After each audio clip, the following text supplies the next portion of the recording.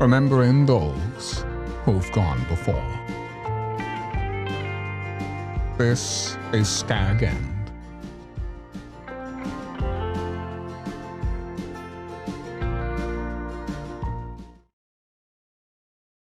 Israel Ellsworth Holliday was originally named Israel Ellsworth. He was the fourth of 6 children born April 1, 1755, in Simsbury, Connecticut, to Samuel Ellsworth II and Amy Anna Holliday. Sometime after his birth, Israel's family moved north to Pittsford, Vermont.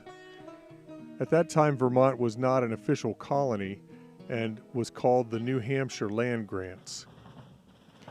In about 1770, Israel became a Green Mountain Boy under Ethan Allen. They originally formed the Green Mountain Boys to protect their land grants from seizure by the state of New York, but when the Revolutionary War broke out, they laid aside their quarrel with New York and joined together in the effort against England. One of the most famous efforts in which he was involved was when, under Ethan Allen and Benedict Arnold, the Green Mountain Boys captured Fort Ticonderoga without firing a single shot. Next, they loaded up 59 cannon from the fort and hauled them to Boston, where George Washington placed them on Dorchester Heights over Boston Harbor, and this caused the British to evacuate in March of 1776.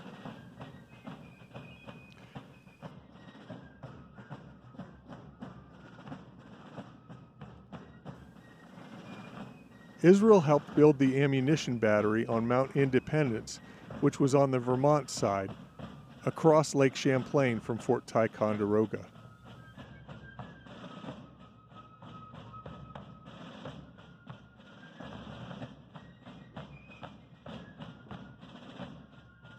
He later fought in the battles of Hubbardton and Bennington.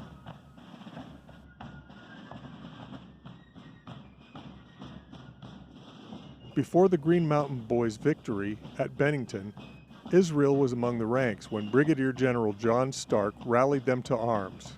"There are your enemies," Stark cried. "They are ours, or this night Molly Stark sleeps a widow."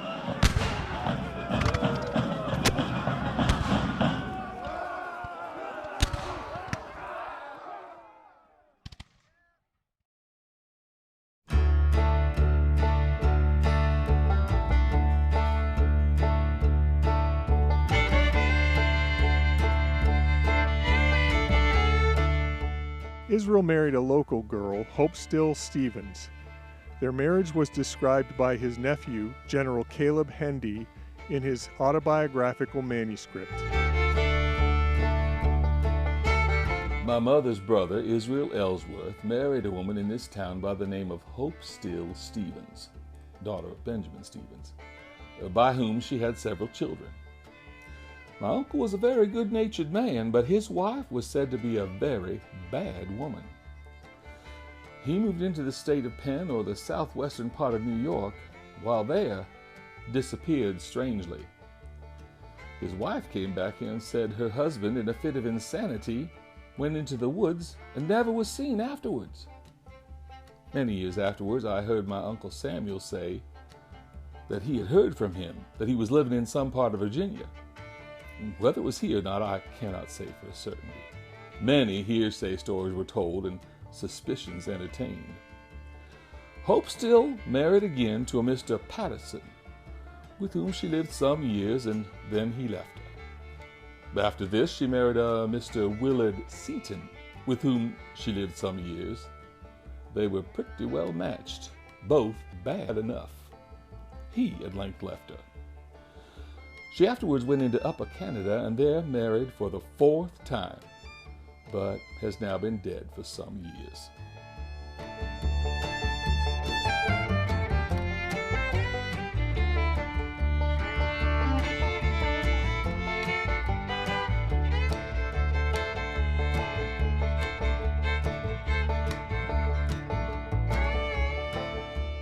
Israel's first family would later become members of the Mormon Church under Joseph Smith. Many Ellsworth generations continued in the religion and settled in Salt Lake City.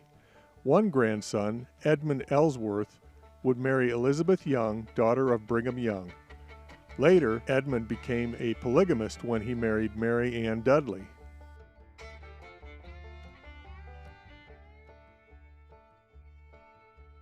In 1856, he led a group of Mormons in a handcart company across the country from Iowa City to Salt Lake, Utah. On that trip, he met two more women, both named Mary Ann, who would become his third and fourth wives.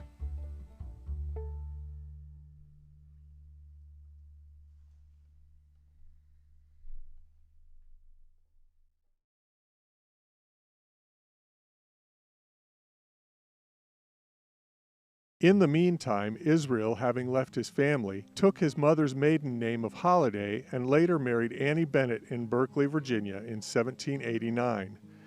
They would have 4 children, and this brought into existence our Holliday lineage.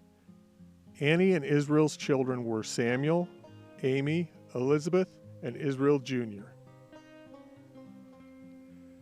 Annie died in 1798, and Israel died in 1834. Israel is buried in the cemetery at the Drainsville United Methodist Church in Herndon, Virginia.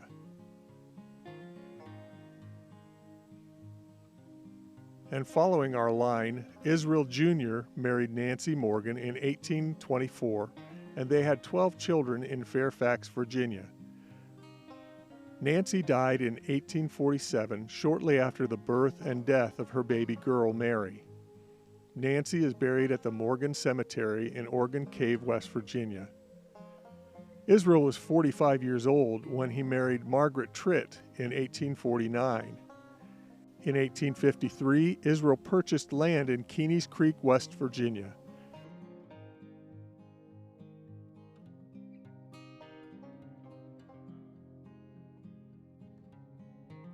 After Margaret Tritt died, he would marry Annie Kincaid.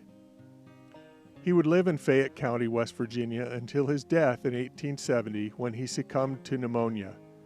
He is buried in the Jeannette Cemetery at Lookout, Fayette County, West Virginia. Our next person on the chart is Israel and Nancy's 7th child, Abel Henry Holliday. He was born in 1837. His mother died when he was 10 years old, and in 1850 he moved with his father and stepmother Margaret and siblings to Fayette County, West Virginia when he was 13. He married Margaret Cummings in 1859, and she died in 1862. They had no children together.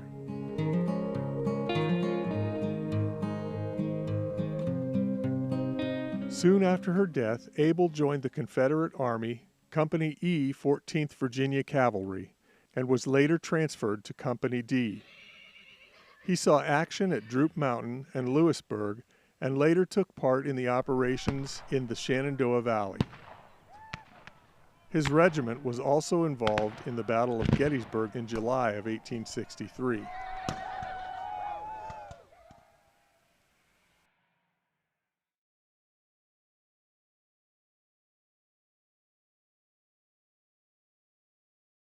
In 1865, Abel married Frances or Francine McGraw.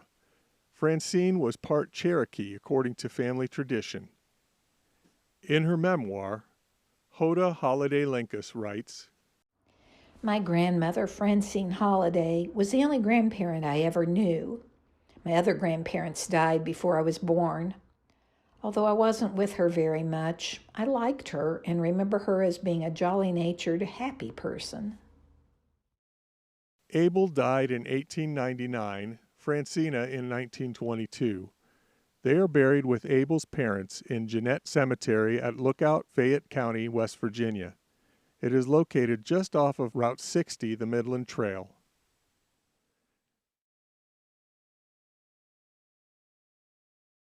Jacob Flory Holliday was the 5th of 12 children of Abel and Francina. At the age of 27, he is listed as a coal miner in the 1900 census.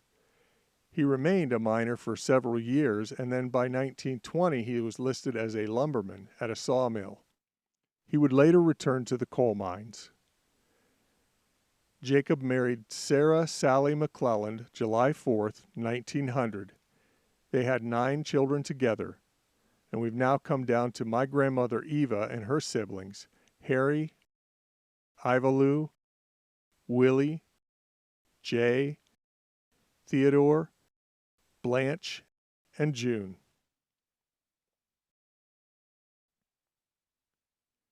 Eva was born on July 11, 1906 in Edmond, West Virginia. Hoda Holliday Linkus writes quite a bit about Jacob and Sarah's family in her memoir. She was double first cousins with all of their kids, since her father, George, was a brother to Jake, and her mother, Laura, was a sister to Sarah. They lived near each other and interacted quite a bit during her childhood in Winona. Hoda writes about a time after Jacob moved his family away to a new farm in Victor. One day, Aunt Sallie and Uncle Jake's oldest son, Harry, drove up to our house in a road wagon, pulled by 2 horses. He had come back to get some things they had not taken with them when they moved.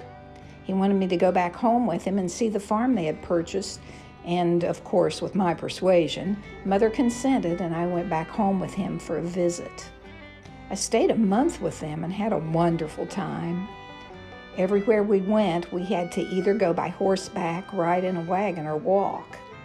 There was not much of any place to go except to church and the post office.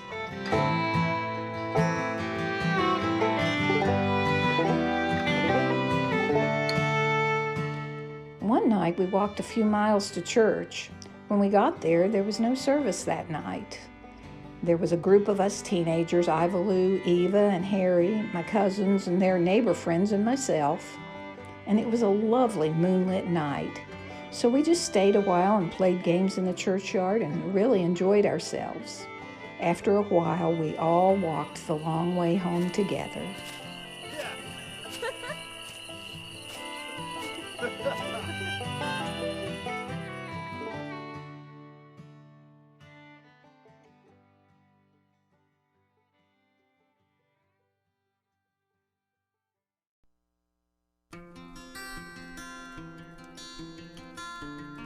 It was at Ramsey, West Virginia, where Eva, my cousin, met Weston Skaggs, her husband-to-be, but the family had moved to Edmond. When Eva and Weston were married in 1924, I remember that well. Eva and I witnessed the event. They were married at Fayetteville, West Virginia, by Reverend Legg, a dear friend of our whole family, in his home. We traveled from Edmond to Fayetteville in an automobile. Whether it belonged to Weston and he drove, I can't quite remember that, or whether someone else drove. I have no recollection of anyone else going except the bride and groom, Eva and Weston, Eva and I. Eva was dressed in light navy blue and gray. She looked very pretty. Eva was a perfect natural blonde, very fair skin and very blue eyes. On their wedding day, Weston was 22, Eva was 17.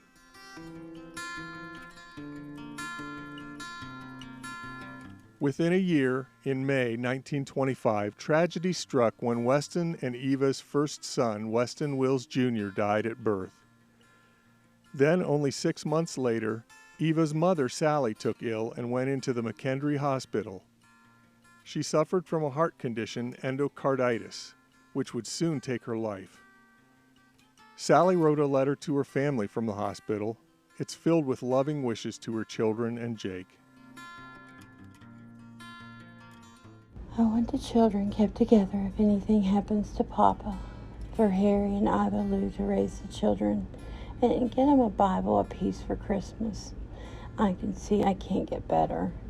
I'll live right so we can be together after a while, where we won't part no more. Eva, I'll go live with your little baby, and you take care of my poor little ones as much as you can. Her letter was written in November 1925, and she passed away in January of 26. Aunt Sallie was a young woman when she died, only 46 years of age. I came home from school at Oak Hill, but did not get to attend her funeral. Jay, my cousin, Aunt Sallie's son, stayed at our house with me, and he also did not get to go to his mother's funeral or burial. because he was ill with the flu. Jay was about 10 years old. I read the book Tom Sawyer completely through to him that day. I always liked books of that kind, and I was trying to get his mind off his sorrow. I remember the day the little one-coach train passed our house with Aunt Sally's body aboard. She was buried in Jeanette Cemetery. Our whole family loved her dearly, and she was missed very much and still lives in my memory.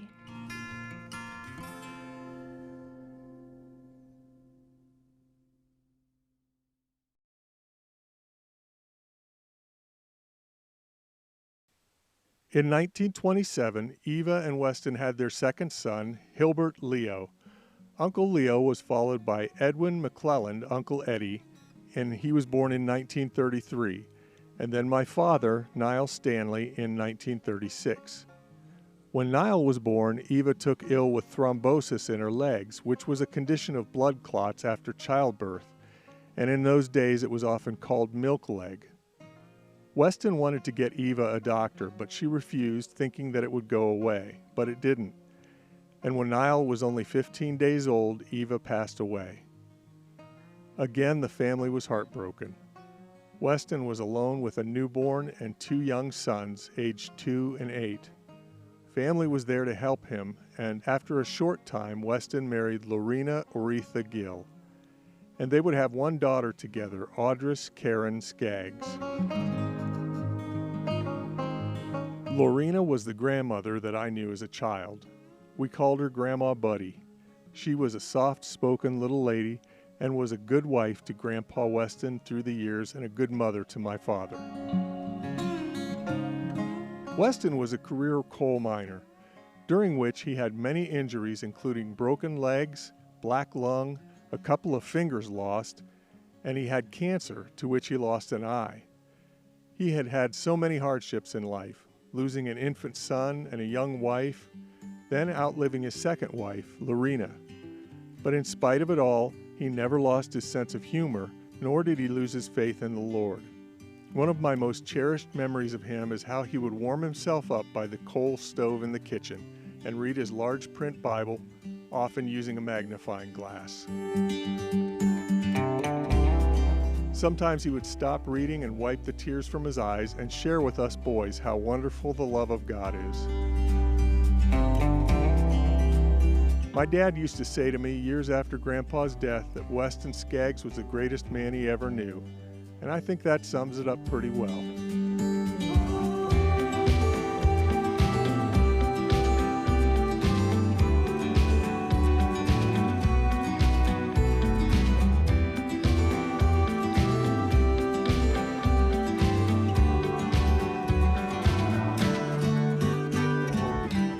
Thank you for watching.